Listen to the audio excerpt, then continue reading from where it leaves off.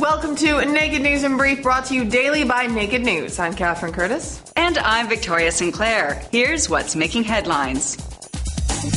August has been the deadliest month ever in the nearly 10 years that U.S. forces have been in Afghanistan.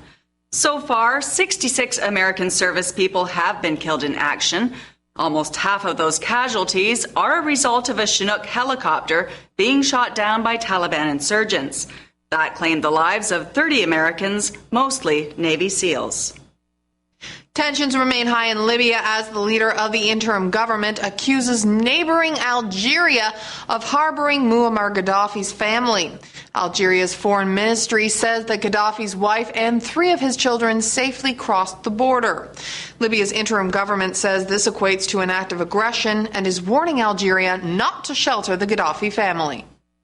A U.S. presidential panel has determined that American scientists who infected Guatemalans with syphilis and gonorrhea in the 1940s knew they were violating ethical guidelines.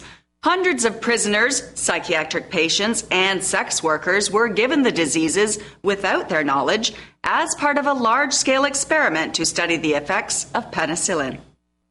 Finally, some good news about the American economy. Consumer spending went up 0.8% in July.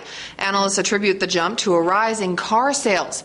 It may not sound like much, but it's the biggest increase in 5 months. However, the wealth isn't being spread evenly. While the automotive industry thrived, spending on service items such as meals in restaurants and airline tickets is down.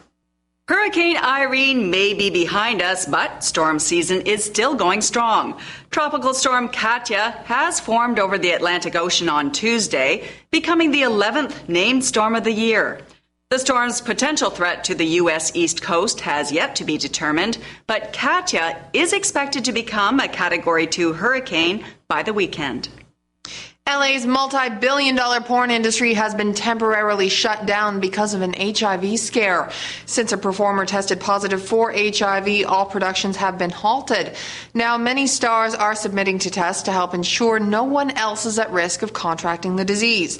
The shutdown comes just weeks after former porn producer Derek Burtz launched a campaign to make wearing condoms mandatory in X-rated films. And just like that, you're up to date on all the day's news. Be sure to come back tomorrow for more of the latest. We'll see you then.